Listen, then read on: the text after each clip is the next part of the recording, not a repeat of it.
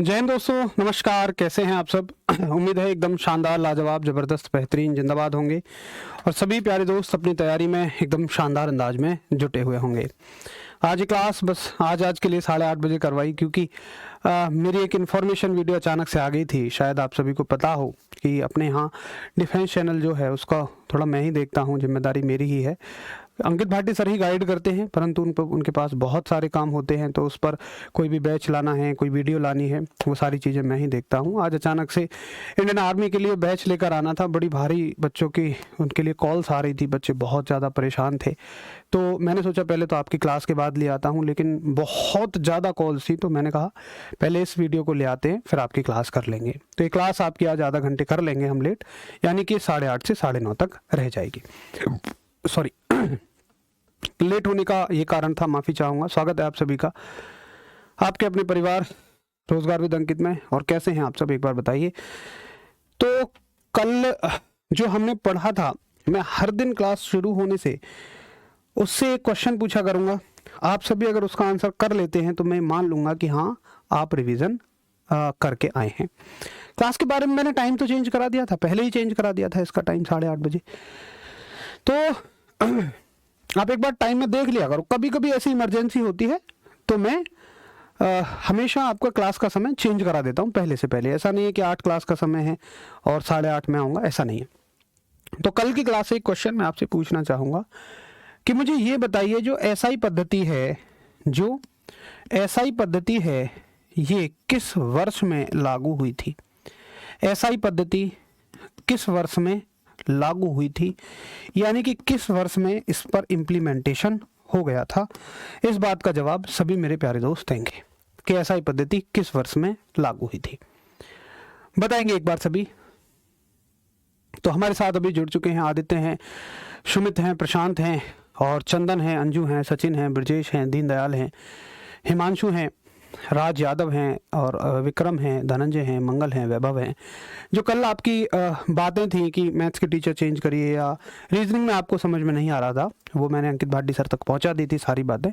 और मैं तो खैर कल से ही जुड़ा हूं, मैं वादा करता हूं कि मैं उस बैच में लगातार आपसे कनेक्ट रहूँगा। आपकी जो भी समस्याएँ हों आप उनके लिए मुझे टैग कर सकते हैं। कल मैंने अंकित भाटी सर तक वो बात पहुँचा दी, और जो पोल के माध्यम से राय पूछी थी वो सर ने ही पूछी थी आपसे। जो पोल लगवा के क्वेश्चंस पूछे थे वो सर ने ही पूछे थे। तो जल्द ही कोई ना कोई एक्शन उस पर सर ले लेंगे। आपकी हर एक बात को सर मानते हैं, बस बात उन तक पहुंच जानी चाहिए। और आज के बाद ये काम आपका मैं बखूबी निभाऊंगा। 1971, बहुत बढ़िया, सभी का शानदार जवाब है। तो 1967 में मत कंफ्यूज रहिए, 67 में इसकी परिकल्पना आई थी और 1971 में ये आपके सामने आ गई थी। ये पद्धति लागू हो गई थी 1971 में। ठीक है, चलिए। तो कल का अगर हम एक बार रिकॉल करें तो हमने क्या क्या सीखा? हमने सीखा मात्रकों की पद्धति से हमने स्टार्ट किया था, और हमने देखा कि 3 मात्रकों की पद्धति होने के बाद एक चौथी मात्रकों की पद्धति की हमें आवश्यकता पड़ी, जिसको हम अंतरराष्ट्रीय पद्धति बोल रहे थे।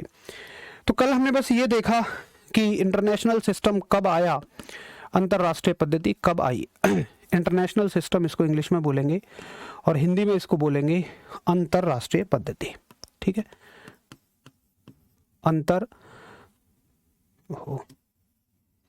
अंतरराष्ट्रीय पद्धति। अरे यार, लिख जा भाई, अंतरराष्ट्रीय कैसे लिखा जाएगा? अंतरराष्ट्रीय कुछ ऐसे लिखा जाएगा, है ना? देख लेना एक बार, अंतरराष्ट्रीय पद्धति, इंटरनेशनल सिस्टम। अब देखिए, इंटरनेशनल सिस्टम में हमने देखा कि ये पद्धति जो है 3 हिस्सों में बांटते हैं हम इसको। कैसे देखा? देखो, एक बार मात्रा वात्रा खुद से सही कर लेना, है ना? हमने क्या देखा था इस पद्धति में? हमने ये देखा था कि हमें अब सारे के सारे राशियों को, सारे के सारे मात्रकों को एक नए सिरे से बांटना था। यानी कि हम अपने देश में चाहे जो मात्रक इस्तेमाल कर रहे हों, लेकिन अब हम एक कॉमन सिस्टम बना लेंगे जिसको पूरा देश मानेगा, और इसे ही अंतरराष्ट्रीय पद्धति कहा। तो अब हमें सारे मात्रकों को कैटेगरी में बांटने की जरूरत थी। जैसे मान लो, जैसे हम एक गांव बना रहे हैं, तो हमें गांव में लोगों को अलग अलग समूह में बांटना है। तो गांव के सारे लोग झोला झंडा लेके खड़े हुए, और मैंने कहा कि भैया सबसे पहले वो लोग आ जाओ जिनके पास अपना सब कुछ है, यानी कि जिनको कभी किसी की मदद की जरूरत नहीं पड़ती है। यानी कि मैंने ऐसे मात्रकों को बुलाया कि जिनके पास मतलब ऐसे मात्रकों को बुलाया जिनको कभी किसी की जरूरत नहीं पड़ती है खुद को व्यक्त करने के लिए। और ऐसे मात्रकों को बोला गया, ऐसे मात्रकों को बोला गया मूल मात्रक। क्या बोला गया? मूल मात्रक, यानी कि फंडामेंटल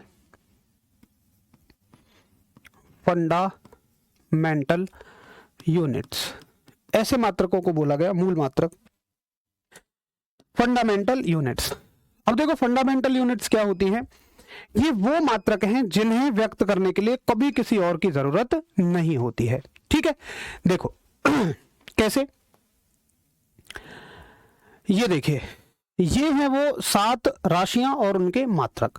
इनको मूल मात्रक कहा जाता है, इनको मूल मात्रक कहा जाता है क्योंकि इन्हें व्यक्त करने के लिए किसी और की आवश्यकता नहीं होती है। देखो पहले तो एक बात समझ लो कि जो बच्चे आज नए जुड़े हैं, क्योंकि कल क्लास में 500-600 बच्चे थे, आज 1000 हैं, तो भाई जो कल क्लास में नहीं थे कृपया वो आज की क्लास को मत देखो, वो सीधा सीधा पहले कल की क्लास को देखो, पहले कल की क्लास को देखो और फिर आज की क्लास देखना, क्योंकि अगर आप बीच में से क्लास देख रही हैं तो फिर आपको ये क्लास बिल्कुल भी समझ में नहीं आएगी। ठीक है, चलो, तो ये वो राशियां हैं और ये उनके मात्रक हैं जिन्हें व्यक्त करने के लिए किसी और की जरूरत नहीं पड़ती है। देखो मात्रक किसके साथ आते हैं? राशियों के साथ आते हैं। तो ऐसी राशियां या ऐसे मात्रक जिन्हें व्यक्त करने के लिए किसी और की जरूरत नहीं है उनको हम मूल मात्रक कह रहे हैं, फंडामेंटल यूनिट्स कह रहे हैं। तो देखिए फंडामेंटल यूनिट्स कौन कौन सी हैं और उनके मात्रक कौन कौन से हैं? तो ये सारी की सारी राशि हैं, ये सारी की सारी क्वांटिटीज हैं। अभी इनको ऐसे मत समझो कि हमें इसके बारे में सीखना है, नहीं, इनके लिए पूरे पूरे चैप्टर्स हैं। ये आप केमिस्ट्री में सीखोगे, तापमान, विद्युत धारा आप पूरा पूरा चैप्टर सीखोगे, ज्योति तीव्रता पूरे पूरे चैप्टर सीखोगे। बस अभी ये मानो कि ये राशियां ऐसी हैं जिन्हें व्यक्त करने के लिए किसी और की जरूरत नहीं है, तो इनके मात्रकों को भी व्यक्त करने के लिए किसी और की जरूरत नहीं है।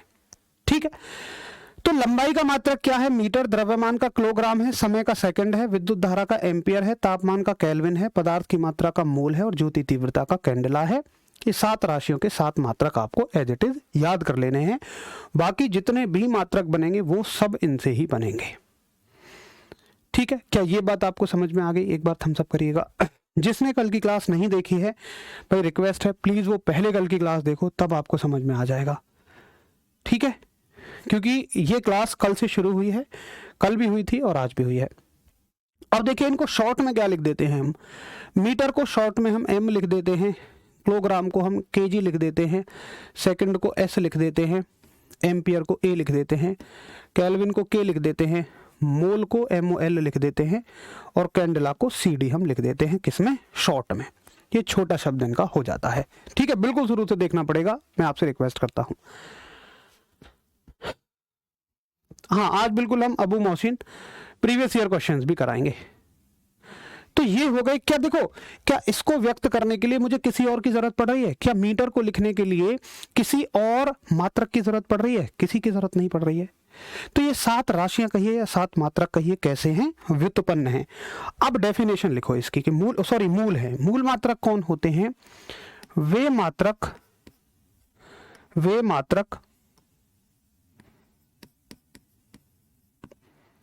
जिन्हें व्यक्त करने के लिए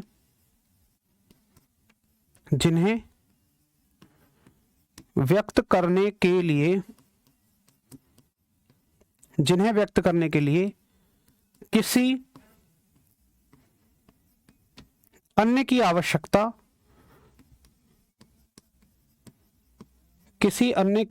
अन्य की आवश्यकता नहीं होती। जिन्हें व्यक्त करने के लिए किसी अन्य की आवश्यकता नहीं होती। इंग्लिश वाले लिखेंगे the units which doesn't need of others to represent itself. ठीक है, तो ये हो गए मूल मात्रक और इनकी संख्या कितनी है? 7 है। आज ना देखें सर जी क्या? भैया जिन्होंने कल की क्लास देखी है वो ही आज की क्लास देखो, ना तो सभी जाकर जिन्होंने कल की क्लास नहीं देखी है वो पहले कल की क्लास देखो, फिर आज की देखना, फिर कल की देखना जो आने वाला हो, यानी कि आप कल से लाइव हो जाना।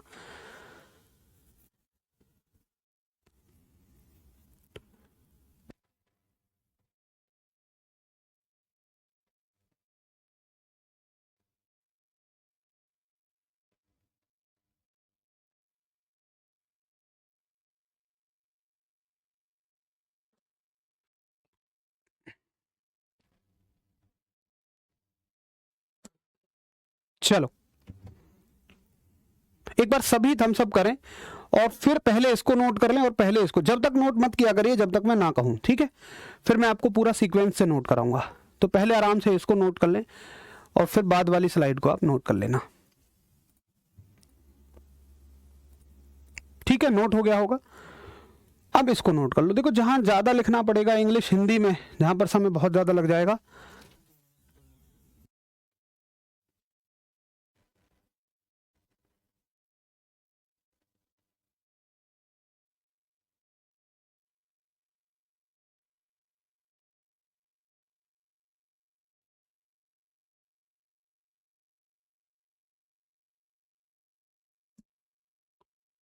चलो बहुत बढ़िया।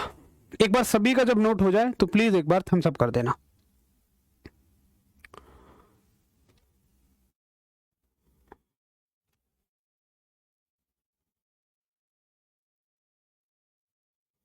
चलो बहुत बढ़िया। अब देखो जो बहुत सारे लोग खड़े थे, जैसे हम गांव बसा रहे हैं, तो 7 लोग तो ऐसे आ गए जिनके पास भाई अपना सब कुछ है। अब बाकी लोग, भैया बाकी लोग इन्हीं से मांग मांग के काम चलाएंगे।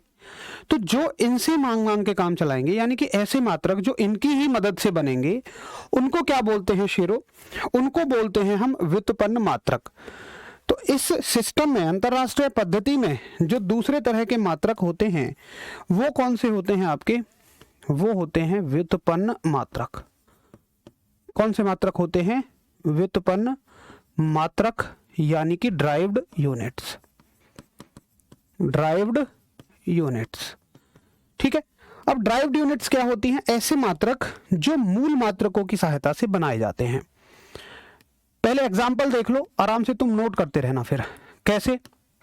जैसे मान के चलिएगा कोई मुझसे पूछे, क्वेश्चन आ जाए कि बताओ चाल का मात्रक क्या है?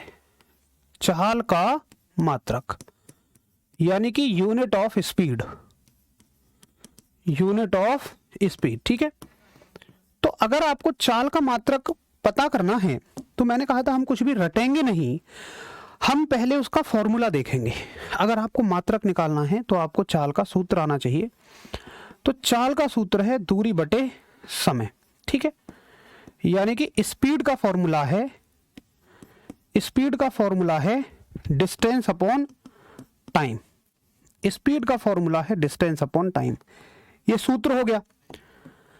अब इसका मात्रक अगर आप देखोगे, अगर आप इसकी यूनिट देखोगे तो आप ये कहोगे, देखिए दूरी का मात्रक क्या होता है? हमने पीछे पढ़ा भाई लंबाई क्या है, एक दूरी ही तो है, और दूरी का मात्रक मीटर है। तो चाल का जो मात्रक बनेगा वो दूरी का मात्रक बटे समय का मात्रक, और दूरी का मात्रक है मीटर और समय का मात्रक है सेकंड, ठीक है? तो मात्रक क्या हो जाएगा? मीटर प्रति सेकंड। अब एक बात बताओ कि ये मात्रक कहां से बना? ये मात्रक मूल मात्रकों की सहायता से ही तो बना। तो चाल का जो मात्रक है वो कहां से बनेगा? मूल मात्रकों की सहायता से। मतलब उन सातों के अलावा जितनी सारी राशियां होंगी उन सब के मात्रक इन्हीं की मदद से बनते हैं। तो ऐसे मात्रकों को हम बोलते हैं व्युत्पन्न मात्रक, यानी कि ड्राइव्ड यूनिट्स। तो परिभाषा क्या लिखेंगे आप सभी लोग? परिभाषा लिखेंगे आप सभी लोग कि वे मात्रक जो मूल मात्रकों की सहायता से, जो मूल मात्रकों की सहायता से, मूल मात्रकों की सहायता से प्राप्त किए जाते हैं, मूल मात्रकों की सहायता से प्राप्त किए जाते हैं, यानी कि द यूनिट्स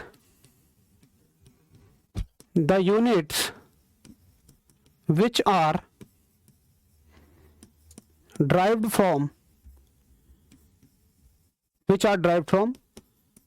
फंडामेंटल यूनिट्स। अब तुमसे कोई पूछे भैया इनके एग्जाम्पल क्या हैं, अरे जितनी तुम राशियां पढ़ते हो उनमें से 7 को हम कर लो, बाकी सारी की सारी यही राशियां तो हैं। तो ये तो बहुत सारी हैं। कितनी राशियां हैं भाई? अनंत राशियां होती हैं। आपके सिलेबस में तो मान लो ज़्यादा से ज़्यादा 200 राशि होंगी, लेकिन पूरी भौतिक विज्ञान में अनंत राशियां हैं, इनफाइनाइट क्वांटिटीज हैं। उनमें से 7 कम कर लो, तुम 7 कम कर लो तो कितनी बचेंगे? अनंत में से 7 कम करोगे, अनंत ही बचेंगे। तो इनकी जो संख्या होती है वो कितनी होती है? जैसे मूल मात्रकों की संख्या कितनी थी? 7 थी, वैसे ही इनकी संख्या कितनी होती है? अनंत होती है। इनकी जो संख्या होती है वो कितनी होती है? इनफाइनाइट होती है। बताओ क्या आपको मेरी बात समझ में आ गई है? एक बात हम सब करेंगे, सभी दोस्त नोट हो जाए तो आराम से थम्स अप करेंगे।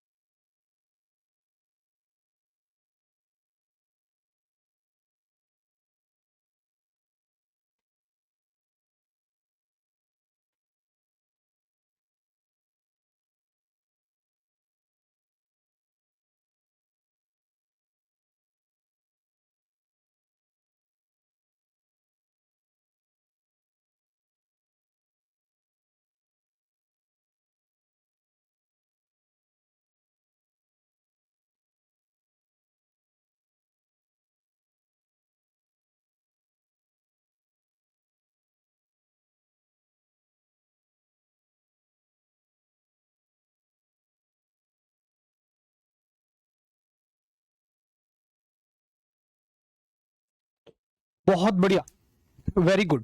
चलो अब देखो, यहां पर सारे मात्रक बढ़ गए, पूरा गांव बस गया भाई। जो लोग जिनके पास अपना सब कुछ था, मतलब अपना सारा सामान था, वो अपना अलग है, बाकी सब लोग इनसे काम चला लेंगे। लेकिन 2 आदमी जैसे गांव के बाहर नाला होता है, नाले पे खड़े हुए हैं अपना झोला ले लेके। जैसे शादी में कुछ आदमी तो है भाई व्हाट्सएप से मान जाएंगे, व्हाट्सएप पे कार्ड भेज दो। कुछ आदमी हैं जिनके घर चले जाओ वो मान जाएंगे। लेकिन 2 आदमी ऐसे होते हैं हमेशा, हमारे 2 रिश्तेदार, कि जिनको तुम व्हाट्सएप पे भी भेज दो, घर भी चले जाओ, फिर भी उन्हें नखरा दिखाना है। कौन है वो 2 आदमी जो झोला लेके खड़े हैं? जीजा जी और फूफा जी। तो उनको एक स्पेशल इज्जत चाहिए, एक अलग ही रेस्पेक्ट उन्हें वहां चाहिए होती है। तो ऐसे ही 2 मात्रक और खड़े हुए हैं। हमने कहा अरे भैया तुम कहाँ रह गए यार तुम्हारे पास अपना सब कुछ है तो मूल मात्रकों में चले जाओ, और कुछ नहीं है तो व्युत्पन्न में चले जाओ। ये कहते हैं देखो हमारे पास अपना कुछ नहीं है, लेकिन हम व्युत्पन्न में नहीं जाएंगे। तो ऐसे दोनों मात्रकों की हमें एक अलग श्रेणी बनानी पड़ती है, जो ना मूल में आते हैं ना व्युत्पन्न में आते हैं, और इनकी अलग श्रेणी हमें बनानी पड़ती है, और इनको कहते हैं हम संपूरक मात्रक। क्या कहते हैं इनको हम? संपूरक मात्रक, यानी कि सप्लीमेंट्री यूनिट। क्या बोलते हैं? सप्लीमेंट्री यूनिट, संपूरक मात्रक। तो संपूरक मात्रक क्या होते हैं? संपूरक मात्रक होते हैं कि जो ना व्युत्पन्न में होते हैं और ना ही वो किस में होते हैं? मूल मात्रकों में होते हैं। ये कौन कौन से मात्रक हैं? तो ये 2 मात्रक होते हैं आपके। एक तो होता है रेडियन, और एक होता है आपका स्टेरेडियन। ठीक है, रेडियन और स्टेरेडियन। अब ये किन राशियों के होते हैं? ये तो मात्रक हैं, मैं लिख देता हूं यहां, ये दोनों मात्रक हैं। लेकिन मात्रक किसी राशि का तो होता है, क्यों भाई? मात्रक किसी राशि का ही तो होता है। ये तो चलो मात्रक हैं, यानी कि यूनिट हैं, लेकिन ये किसी राशि की तो होंगी। तो ये जिन राशियों की हैं वो राशियां हैं आपकी। रेडियन किस राशि का मात्रक होता है? रेडियन कोण का मात्रक होता है, यानी कि एंगल का मात्रक होता है। एंगल क्या है? 2 लाइनों का झुकाव। जैसे आप यहाँ 30 डिग्री बोल देते हो, है ना, लेकिन इंटरनेशनल लेवल पे आप इसको डिग्री नहीं बोलोगे। इंडिया में तो जैसे डिग्री चल जाता है, लेकिन विदेशों में ज़्यादातर रेडियन चलता है, तो इंटरनेशनल सिस्टम में हम रेडियन कहते हैं। और दूसरा होता है आपका घन कोण का मात्रक, यानी कि सॉलिड एंगल का मात्रक। अब सॉलिड एंगल क्या होता है? सॉलिड एंगल होता है आपका, जैसे आपने जोकर वाली टोपी देखी होगी, आपने बर्थडे वाली कैप देखी होगी, तो उसमें जो यहाँ गोल गोल एंगल बनता है, इसको हम सॉलिड एंगल बोलते हैं। भाई ये दो लाइनों का झुकाव थोड़ी है, ये तो गोल एंगल है। मतलब इसको 3D में फील करो तो ये गोल एंगल आपको नजर आएगा, इसका मात्रक स्टेरेडियन है। इतना गहराई में नहीं पूछेगा, बस आपसे पूछेगा रेडियन और स्टेरेडियन किसके मात्रक हैं। बताइए, क्लियर है? एक बार इतना बताएं और थम्स अप करें कि जो अंतर्राष्ट्रीय पद्धति है, इंटरनेशनल सिस्टम है, इसको 3 हिस्सों में बांटा जाता है। और फंडामेंटल यूनिट्स जिनकी संख्या 7 है, और उसके बाद आपका व्युत्पन्न मात्रक ड्राइव्ड यूनिट जिनकी संख्या अनंत है, और सप्लीमेंट्री यूनिट्स संपूरक मात्रक। और अगर आपसे कोई पूछे इनकी संख्या कितनी है, तो शायद आप काउंट कर लेते होंगे, इनकी संख्या 2 है। आप नोट करके लिख देंगे कि इनकी जो संख्या है, इनका जो नंबर है वो कितना है, 2। ठीक है,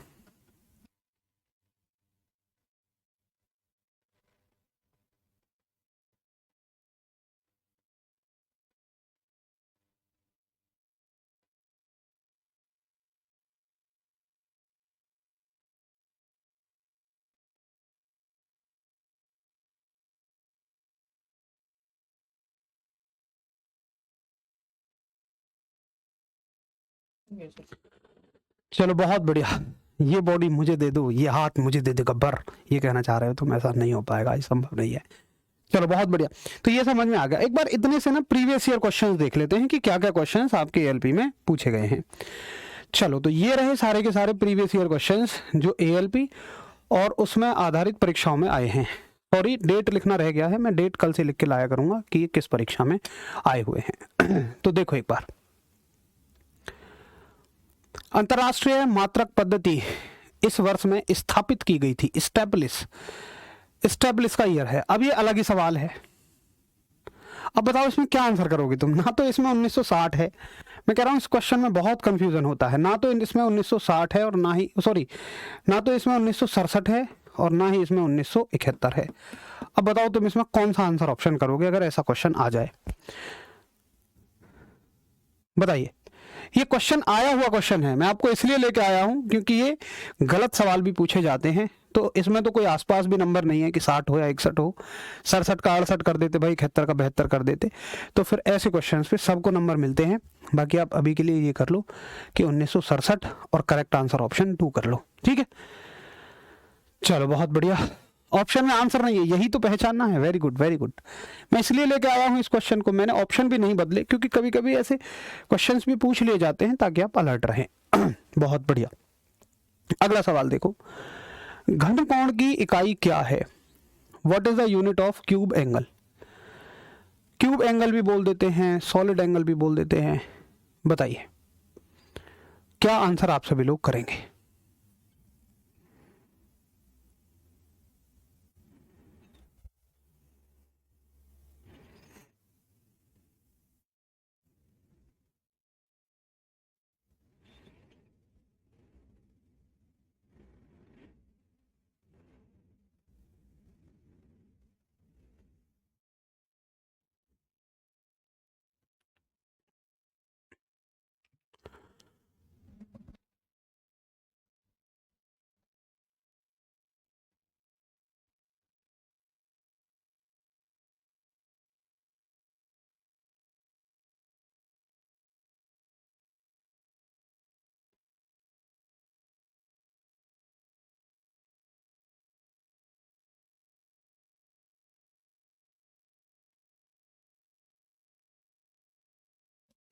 चलो, तो आंसर कर रहे हैं आपकी घन कोण की इकाई क्या है, तो अब आंसर ऑप्शन नंबर 3 हो जाएगा और ये आंसर है आपका स्टेरेडियन। बहुत बढ़िया।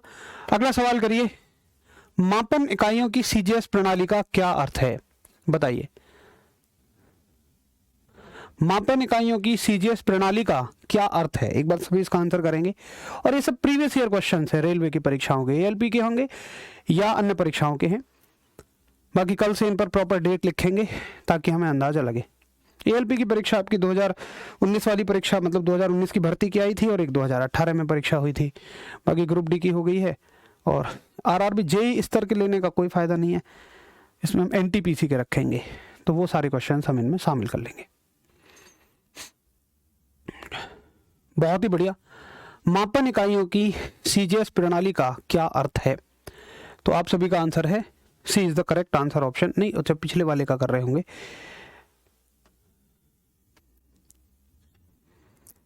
बहुत बढ़िया, फोर्थ, वेरी गुड। तो आंसर है आपका 4 यानी कि सेंटीमीटर ग्राम सेकंड। तो सीजीएस का अर्थ क्या होता है? सेंटीमीटर ग्राम और सेकंड। वेरी गुड, ये हो गया। क्या कोई और सवाल है हमारे पास? हाँ,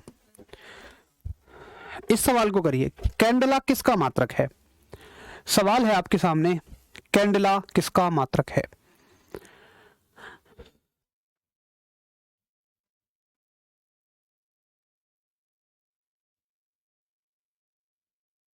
कैंडला किसका मात्रक है, बताइए। सभी प्यारे दोस्त आंसर करेंगे, कैंडला किसका मात्रक है? तो आप सभी का आंसर है आंसर ऑप्शन डी, यानी कि ज्योति तीव्रता। पीछे हमने पढ़ा था 7 मूल मात्रकों में ये क्वेश्चन थे। ल्यूमिनस इंटेंसिटी, तो देखो चूंकि ये पहला चैप्टर तो बेसिक सा चैप्टर है, इसलिए इससे बनने वाले क्वेश्चंस भी आसान हैं, और आशा करता हूं कि आपका कॉन्फिडेंस भी बढ़ा होगा कि हाँ हम प्रीवियस ईयर क्वेश्चंस को भी कर पा रहे हैं। बाकी जहाँ पे मुश्किल क्वेश्चंस भी बनते हैं वहाँ पर भी हम बहुत तरीके से सीख कर उनको कोशिश करेंगे कि वो क्वेश्चंस आपसे बन जाएंगे। ठीक है, चलिए, तो ये हो गया आपका मात्रकों वाला चैप्टर। अब इसमें एक कॉन्सेप्ट और रह जाता है जिसका नाम है विमा, यानी कि डायमेंशंस। तो अवश्य ही विमा वाले टॉपिक से आप सभी लोग बहुत घबराते होंगे। हेडिंग डाल लो विमा, और आपको जिस प्रकार से मात्रकों को याद रखने में समस्या होती होगी उसी प्रकार से आपको विमा को भी याद रखने में समस्या होगी। लेकिन जैसे मात्रकों की समस्या का हमने समाधान कर लिया कि भाई मात्रकों को अब रटना नहीं है, मात्रकों को अच्छे से हम सीखेंगे, इन मात्रकों को हम रटेंगे नहीं, मात्रकों को हम हर एक चैप्टर में सीखते जाएंगे। मेरा वादा है कि विमाओं को भी आप उसी प्रकार से सीखते जाएंगे, क्योंकि जिस भी साथी को फॉर्मूला या परिभाषा क्लियर है, जैसे चाल की आपको फॉर्मूला क्लियर है, तो उससे आपने क्या बना दिया? मात्रक बना दिया। और मात्रक अगर आपने बना दिया, यूनिट आपने बना दिया, तो फिर आप आराम से विमा बना सकते हो, यानी डायमेंशन बना सकते हो। ठीक है, तो देखो डायमेंशन में आपको कितना याद रखना है। पहले आप सभी मुझे 7 के 7 मूल मात्रक लिख के दिखाओ। 7 मूल मात्रक कौन से थे भाई? पहला मात्रक था आपका मीटर, ठीक है। दूसरा मूल मात्रक आपका था किलोग्राम, किलोग्राम। मेरे साथ नोट करते रहना, जो लिख सकते हैं खुद से लिखिए।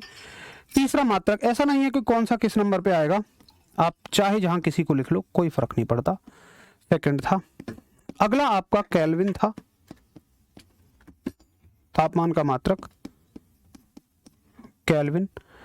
अगला आपके पास एम्पियर था, जो कि विद्युत धारा का था, एम्पियर। ठीक है, इसको थोड़ा सा नीचे कर लूं ताकि मेरे लिए जगह बच जाए। और 6 जो मात्रक था आपके पास, केल्विन हो गया, एम्पियर हो गया। अगला आपके पास कैंडला था, कैंडला। और अगला जो मात्रक था आपके पास, ये किसका था? किस किस का बच गया अब? तापमान का हो गया, तापमान का हो गया, विद्युत धारा का हो गया, और ज्योति तीव्रता का हो गया। इसको पूरा एम्पियर लिखेंगे। और क्या बच गया देखना एक बार, 7वां कौन सा बचा है? कैंडला मोल, पदार्थ की मात्रा का बच गया, यानी कि मोल। ठीक है, तो ये सभी को याद हो गए। अब देखो बस आपको करना क्या है, ये बहुत आसान टॉपिक है, बहुत ज़्यादा आसान टॉपिक है, बस इसमें ज़्यादा सोचना नहीं है। अगर आपसे इनकी विमा पूछी जाए, अगर आपसे इनकी डायमेंशन पूछी जाए, तो बस आपको एक एक शब्द याद रखना है, बस एक एक शब्द याद रखना है। क्या शब्द है वो? देखो मीटर के लिए आपको याद रखना है एल, ठीक है। मीटर के लिए एम नहीं होगी, विमा, विमा एम नहीं होगी। मीटर को एम से दिखाते हैं, मीटर का प्रतीक है वो, लेकिन इसकी विमा एल होती है, ये याद रखना बस, ठीक है। मीटर को शॉर्ट में हम एम लिखते हैं, लेकिन उसकी विमा एल होती है, क्योंकि वो लेंथ है। जहां भी किलोग्राम दिखेगा वहां पर आप एम लिखोगे, यानी कि किलोग्राम क्या है, मास की यूनिट है, तो इंग्लिश शब्द मास से एम उठा लिया है कि इसकी विमा के लिए हम एम लिख देंगे, सेकंड के लिए हम टी लिख देंगे, ठीक है। केल्विन के लिए आप देखो कहीं कहीं थीटा भी लिख देते हैं, कहीं कहीं टी भी लिख देते हैं, केल्विन इतना ज़्यादा इस्तेमाल भी नहीं होता, तो परेशान मत होना, कहीं कहीं इसके लिए थीटा भी लिख देते हैं, कुछ कुछ बुक में कुछ और नज़र आएगा, ये ज़्यादा यूज़ नहीं होता। सबसे ज़्यादा इस्तेमाल तो ये 3 होते हैं, सबसे ज़्यादा इस्तेमाल ये 3 रहेंगे। आगे देखो एम्पियर के लिए आप ए लिखते हैं, कैंडला के लिए आप सी डी ही लिख देते हैं, और मोल के लिए आप MOL ही लिख देते हैं। ये विमाएं होती हैं। बस आपको इतना सा याद रखना है, बस इतना सा कि ये मूल मात्रक और हर एक की ये विमा, इतना याद कर लोगे, विमाओं की कहानी ही खत्म है। देखो कैसे विमा में आपको बस क्या बताना है, जैसे एग्जाम्पल मैं आपसे पूछूं कि भाई चाल की विमा क्या है, स्पीड की विमा क्या है, मैं बार बार स्पीड को ही क्यों ले रहा हूं, क्योंकि ये वो राशि है जिसका आपको फॉर्मूला भी पता है और अब आपको मात्रक भी पता है, तो मात्रक से ही आप विमा बना पाओगे। तो अभी हमने क्या देखा, सबसे पहले हम इसका मात्रक देखेंगे। अगर आप विमा बनाना चाहते हो तो आपको मात्रक आना चाहिए, और चाल का मात्रक होता है मीटर पर सेकंड। शॉर्ट में इसको ऐसे लिख सकते हैं। तो इसकी विमा क्या बनेगी, इसकी विमा क्या बनेगी, तो ध्यान से आप देखो, इसकी विमा जो बनेगी वो बनेगी, मीटर के लिए क्या लिखते हैं हम L, और सेकंड के लिए T लिख देते हैं, तो इसकी विमा हो गई L/T।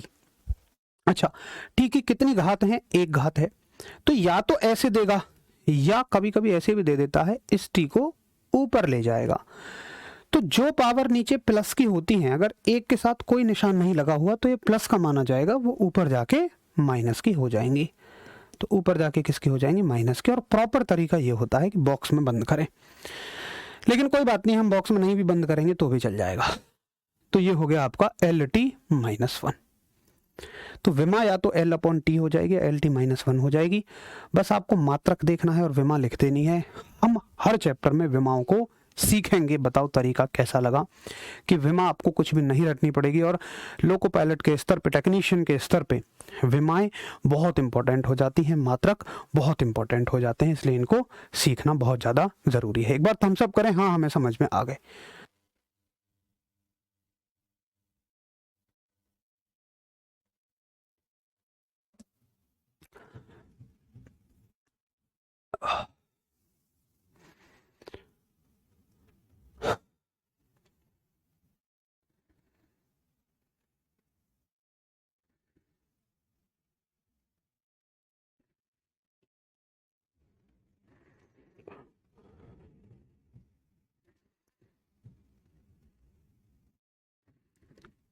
चलो बहुत बढ़िया, बहुत अच्छे से समझ में आ रहा है।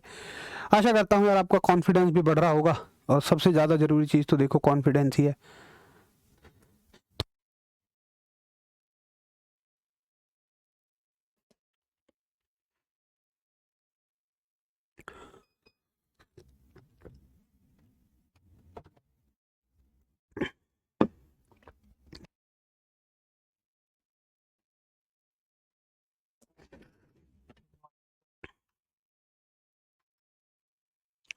चलो बहुत बढ़िया, सभी को अच्छे से समझ में आ गया, ठीक है। तो बाकी सारी राशियों की विमाएं जो हैं हम वो आगे आगे सीखते रहेंगे सारी राशियों के साथ ही। तो ये हो गया आपका पहला आर्ट। इसमें इतना ज़्यादा गहराई में मत जाओ, ठीक है। बस इतना याद रखो कि विमाएं क्या होती है, वो ज़्यादा गहराई में मत जाओ, खामखा कंफ्यूज हो गए। इसलिए तुम्हें विमा कभी समझ में नहीं आई, क्योंकि तुम उनका यूनिट पढ़ते रहते हो, मतलब उसका मतलब पढ़ते रहते हो। जहाँ मतलब जरूरी होगा वहाँ मतलब भी करवाऊंगा, जहाँ मतलब कंफ्यूज करने वाला होगा और मतलब पेपर में नहीं आता होगा, क्यों करेंगे भाई। बैच लेने का यही तो फ़ायदा है कि एक तरीके से आपको चीज़ें समझ में आ जाएं, चाहे कैसे भी आनी चाहिए।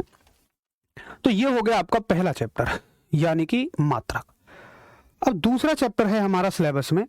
वैसे मात्रक देखो इतना छोटा चैप्टर नहीं है, पूरी फिजिक्स में फैला हुआ है, तो धीरे धीरे इसको समझते रहेंगे। अब दूसरा चैप्टर है हमारा मापन, यानी कि मेजरमेंट। मापन यानी कि मेजरमेंट। अब देखो क्या होता है मापन, क्या होता है मेजरमेंट, तो समझिए मेजरमेंट क्या होता है। तो मेजरमेंट में क्या करते हैं, जनरली हम चीज़ों का बस मापा तोली करते हैं, और नापातोली के लिए हमें कुछ मात्रक पता होने चाहिए, कुछ राशियों के बारे में भी जानकारी होनी चाहिए। तो आइए उन जानकारियों को पहले इकट्ठा करते हैं। तो सबसे पहली चीज जो मापन में जरूरी होती है ये होती है 10 की घातें। मापन में सबसे ज्यादा जरूरी चीज होती है 10 की घातें, और इसको अलग से लिखूं तो ज्यादा सही रहेगा क्योंकि मुझे वैसे ही ज्यादा स्पेस चाहिए। 10 की घातें, इनसे डायरेक्ट भी सवाल आते हैं और आगे चीजों को समझने के लिए भी ये जरूरी है। पावर्स ऑफ 10, 10 की घातें। आओ समझें एक बार क्या होती है 10 की पावर। तो 10 की पावर दो तरीके से होती हैं, एक तो पॉजिटिव होती हैं और एक नेगेटिव होती हैं। ठीक है, पॉजिटिव में कौन कौन होती हैं? जैसे 3 से शुरू होती हैं। आपसे पूछा जाएगा कि 10 की घात 3 को क्या कहते हैं, तो आप कह दोगे 10 की घात 3 को बोलते हैं किलो। 10 की घात 3 को क्या बोलते हैं? किलो बोलते हैं। ठीक है, 10 की घात 3 को हम क्या बोलते हैं? किलो बोलते हैं। अच्छा, पूछा जाएगा 10 की घात 6 को क्या बोलते हो, तो 10 की घात 6 को तुम मेगा बोलते हो। इनका मतलब तो जानते होंगे ना भाई, 10 की घात 3 का मतलब है कि 1 के आगे 3 जीरो, यानी कि 1000 को हम डायरेक्ट किलो बोल सकते हैं। और 10 की घात 6 का मतलब कितना हो गया? इकाई, दहाई, सैकड़ा, हजार, 10,000, लाख। 1 लाख को हम मेगा बोलते हैं। ठीक है। अच्छा, 10 की घात 9 को, ये किलो हो गया, मेगा हो गया। 10 की घात 9 को हम गीगा बोलते हैं, ये मेगा है। गीगा, जीजा नहीं, गीगा।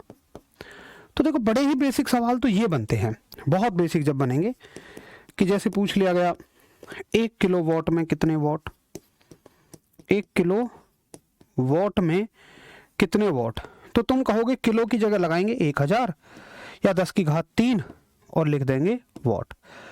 तो किलो का इस्तेमाल तुम किसी के साथ कर लो।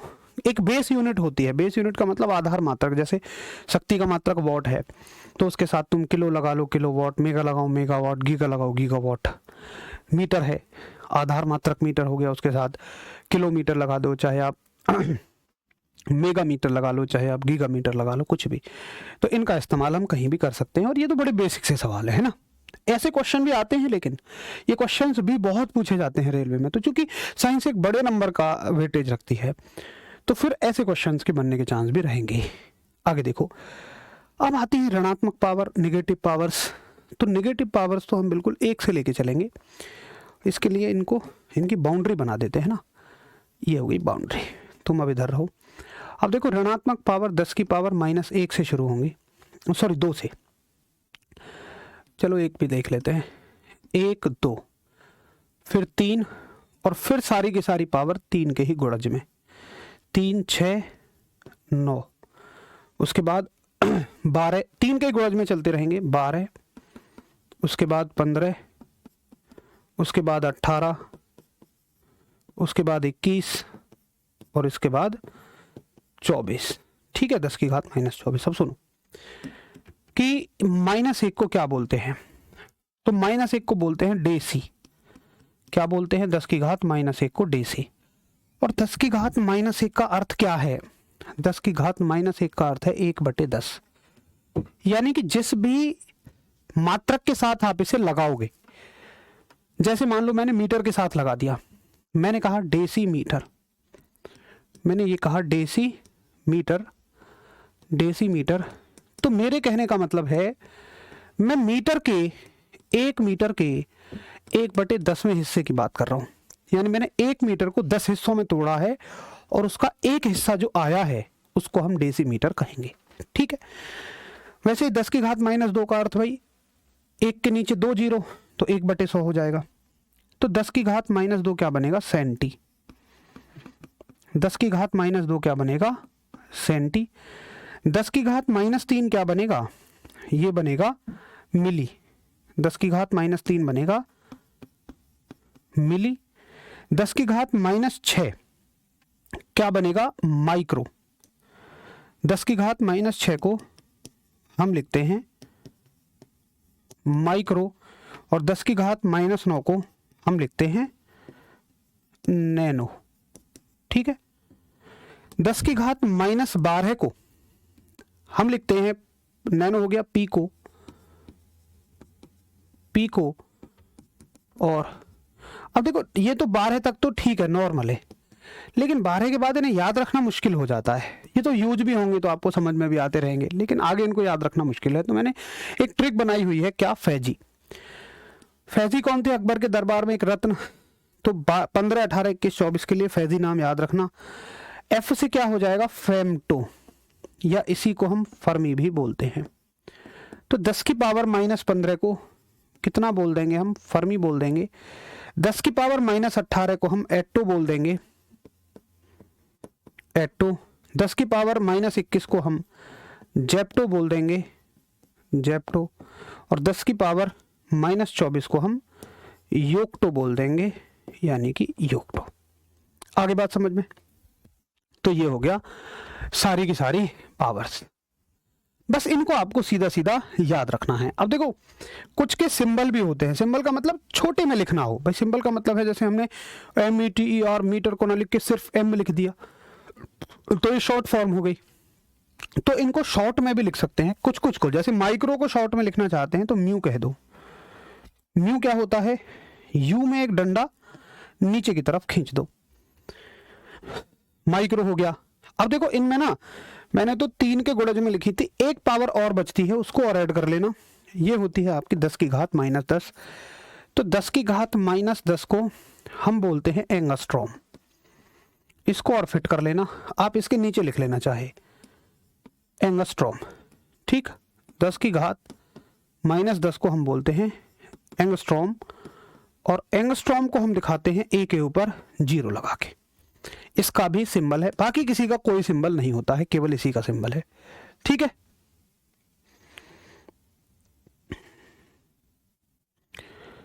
चलो एक बार सभी दोस्त बताइए कि हाँ हम इन्हें याद कर लेंगे। तो एक तो देखो इनसे सीधा सीधा सवाल बनेगा कि बताओ 1 माइक्रोमीटर में कितने मीटर।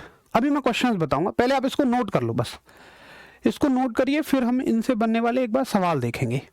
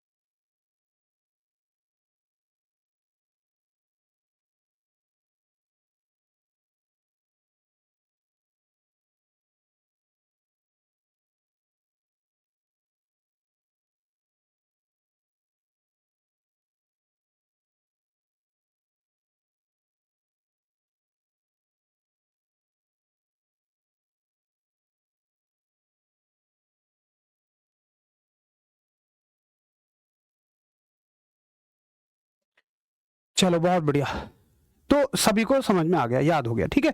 2-4 बार इनको देखोगे याद हो जाएगा। ऐसी चीजों को पता है क्या करो कि रिवीजन करो, सोने से पहले रिवीजन करो सबका। फिर आज मैं आपको बताने वाला था, लास्ट में अभी बता देता हूँ, संडे हुआ करे, छुट्टी हुआ करे, तो सारे 6 दिनों का रिवीजन करो भाई। जो ऐसी चीज़ है ना वो बार बार रिवीजन से याद होंगी। सोचो मैं क्या इनको भाई मतलब याद करके थोड़ी ना पहले से कहीं आया हूँगा, मतलब मुझे क्या शुरुआत में थोड़ी याद होंगी जब मैं छोटा हूँगा, नहीं, बस पढ़ाते पढ़ाते बार बार याद हो जाती हैं, यानी कि रिवीजन हो रहा है। तो आपको भी ये रिवीजन हो जाएगा। अब देखिए क्वेश्चंस कैसे आते हैं। जैसे एक तो क्वेश्चन डायरेक्ट बनेगा, जैसे क्वेश्चन बन गया कि 1 माइक्रोमीटर में कितने मीटर, 1 माइक्रोमीटर में कितने मीटर। तो माइक्रो देखते ही हम कह देंगे भैया 10 की घात -6, ये हो गया आंसर, ठीक है। एक सवाल इससे बनेगा, बड़ा ही कंफ्यूजन करता है वो पूछेगा बताइए 1 मीटर में कितने माइक्रोमीटर। अब सवाल ये रहेगा 1 मीटर में कितने माइक्रोमीटर। पहला ऑप्शन क्या होगा? ए ऑप्शन होगा 10 की घात -6, बी ऑप्शन होगा 10 की घात -9, सी ऑप्शन होगा 10 की घात -12 और डी ऑप्शन होगा 10 की घात +6। तो ज्यादातर बच्चे पता है क्या करते हैं, आपके भी दिमाग में तुरंत आया होगा, अगर मैं इस सवाल को ना कराता तो आप क्या कहते कि अरे यार माइक्रो देखो 10 की पावर -6 आंसर लगा दो। लेकिन ऐसा नहीं है। सुनो, माइक्रो से मीटर में बदलने के लिए माइनस, ठीक है, लेकिन मीटर से माइक्रो में बदलने के लिए अब तुम ऐसे जा रहे हो, मीटर से माइक्रो में उल्टा चल रहे हो, तो उल्टा चलने के लिए क्या किया करो, माइनस की जगह प्लस लगा दिया करो। ठीक है, माइनस की जगह क्या लगा दोगे, प्लस लगा दोगे। तो यहां बिल्कुल भी कंफ्यूज नहीं होना है। बताओ जल्दी से, क्या आपको अब मेरी बात समझ में आ गई? अब तो आप कंफ्यूज नहीं होंगे कि सवाल उल्टा आ जाए तो बस गलती मत करना। अगर हाँ तो एक बार थम्स अप करो और एक क्वेश्चन का आंसर करके दिखाओ। जो क्वेश्चंस कंफ्यूजिंग होंगे उनको मैं खूब प्रैक्टिस कराता हुआ साथ में ही चलूंगा। देखो, इस बैच को दिल से पढ़ेंगे, दिल से मतलब हर बैच को ही पढ़ते हैं, लेकिन जहाँ साइंस गहराई में आती हो, मुझे मज़ा आता है वहाँ पे चीज़ों को सीखने सिखाने में। आपको भी तैयार रहना होगा। मैं इसमें 10 क्लास फालतू लगा दूंगा, कोई समस्या नहीं है, लेकिन अच्छे से प्रैक्टिस करके चीज़ों को समझ के चलेंगे। क्वेश्चन देखिए, मैं आपसे पूछता हूँ 1 मीटर में कितने नैनोमीटर, 1 मीटर में कितने नैनोमीटर। अब बताओ क्या इसका आंसर होगा, जल्दी से बताओ सभी इसका आंसर, ऑप्शन फटाफट से बताओ। तो आप जो याद करते हो ना, वो नैनोमीटर टू मीटर करते हो कि नैनोमीटर में 10 की पावर -9 मीटर, लेकिन यहाँ मीटर से नैनोमीटर पूछा है, उल्टा पूछा है। आपने अगर माइनस में याद किया हुआ है तो आप यहाँ उत्तर प्लस में देंगे, क्योंकि यहाँ पर उल्टा पूछा गया है। ठीक है, बहुत बढ़िया। हिमांशु शर्मा समझ गए, आलोक, विवेक, मनु, सत्येंद्र, बड़े प्यारे शानदार बच्चे हैं। मुझे लगता है इस बार आप सभी ने बिल्कुल ठान लिया है कि हाँ सिलेक्शन लेना ही है। मैं देखता हूँ इस बैच में कि ज़्यादातर जो आपके कमेंट होते हैं वो पढ़ाई को लेके ही होते हैं। बहुत बढ़िया, एकदम शानदार, वेरी गुड, जबरदस्त बात है।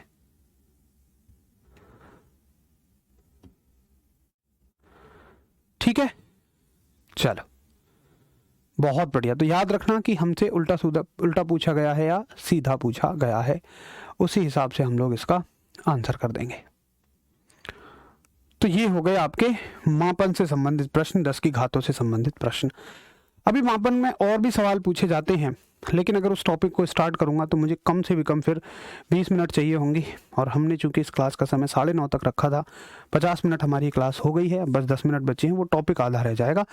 इसलिए इस क्लास को अभी यहीं रोक देते हैं। कल आप इनको अच्छे से याद करके आना, फिर और हम इनसे बनने वाले क्वेश्चंस को देखेंगे। तो आशा करता हूँ कि क्लास आपको सही समझ में आ रही होगी, और मेरी कोशिश हमेशा यही रहेगी कि सब कुछ बिल्कुल जीरो लेवल से हम इस बैच में लेकर चलें, क्योंकि साइंस अपने आप में एक इम्पॉर्टेंट रोल प्ले कर रही है। मैं वादा करता हूं मैं अपनी तरफ से कोई भी कमी नहीं छोड़ूंगा। चीज़ों को जीरो से लेकर चलने में, चीज़ों को आसान बनाने में, सारे टॉपिक कवर कराने में, पूरा सिलेबस कवर कराने में, प्रैक्टिस साथ के साथ करवाने में। बस आप भी प्रण लीजिए कि हम भी कुछ भी नहीं छोड़ेंगे।